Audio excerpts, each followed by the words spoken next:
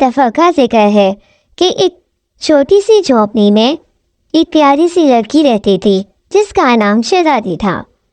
شہزادی بہت ہوشیار اور محنتی تھی، لیکن اس کے پاس اچھی زندگی گزارنے کے لیے زیادہ پیسے نہیں تھے۔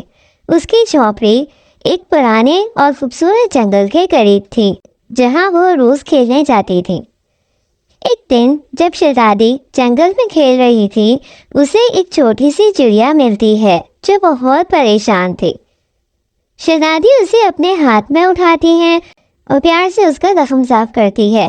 چڑیا خوش ہو کر شہزادی سے کہتی ہے، تم نے میری مدد کی ہے، اب میں تمہاری مدد کروں گی۔ چڑیا شہزادی کو ایک جادو کا راستہ بتاتی ہے جو اسے ایک چھپی ہوئی جادو کی دنیا میں لے جاتا ہے۔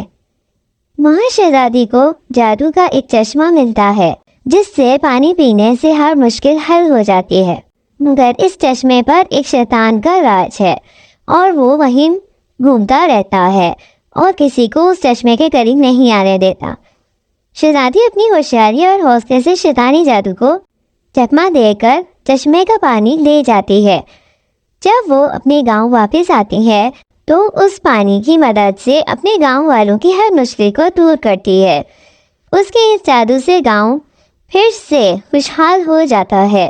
گاؤں والے شہزادی کو اپنی شہزادی مان لیتے ہیں اور اس کا نام جھونپڑی کی شہزادی رکھ دیتے ہیں۔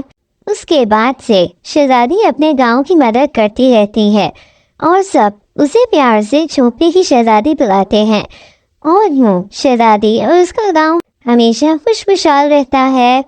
اور اس طرح شہزادی اپنی ہمت اور عقل سے اپنے اور اپنی گاؤں کے سب لوگوں کی مدد کرتی ہے۔